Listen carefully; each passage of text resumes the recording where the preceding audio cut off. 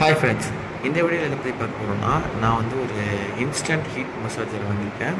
இது என்ன பண்ணணும்னா, இது ஒர்க் ஆகலை, ஏற்கனவே அது ஹீட் ஆகிடுச்சு போல, அதனால் அதை அடிச்சிடும்.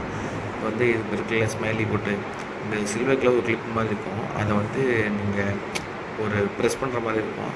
அதை ப்ரெஸ் பண்ண உடனே உங்களுக்கு வந்து இன்ஸ்டண்ட்டாக ஹீட் ஆரம்பிச்சிடும். இப்போ நான் உங்களுக்கு ப்ரெஸ் பண்ணி காட்டுறேன். இந்த சில்வர் பட்டன் மாதிரி இருக்கும், அது டபுள் சைடும் ப்ரெஸ் ஆகும்.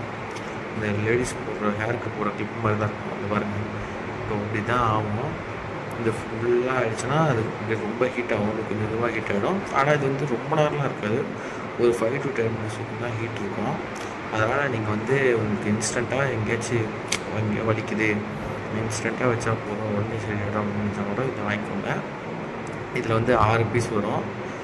இதோட அமௌண்ட் எவ்வளோன்னா, நான் மேலே டிஸ்கிரிப்ஷனில் கமெண்ட் செக்ஷனில் இல்லைனா டிஸ்கிரிப்ஷனில் லிங்க் கொடுக்குறேன், அங்கே போய் வாங்கிக்கோங்க. அமௌண்ட்டும் நான் இதுலேயே மென்ஷன் பண்ணுறேன்.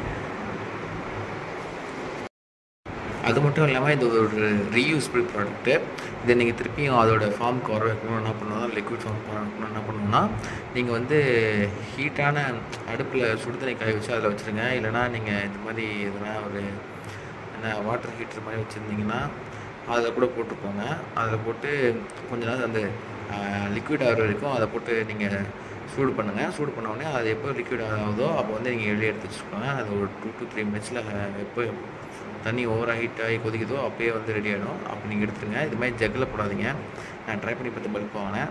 அது கொதிக்கிற தண்ணியில் போட்டால் தான் திருப்பி அவரோட ஃபார்முக்கு வருது. இல்லைனா இதே மாதிரி தான் அந்த கிறிஸ்டல் ஃபார்ம்லேயே இருக்குது. அதனால் இதை மட்டும் கொஞ்சம் பார்த்துக்கோங்க.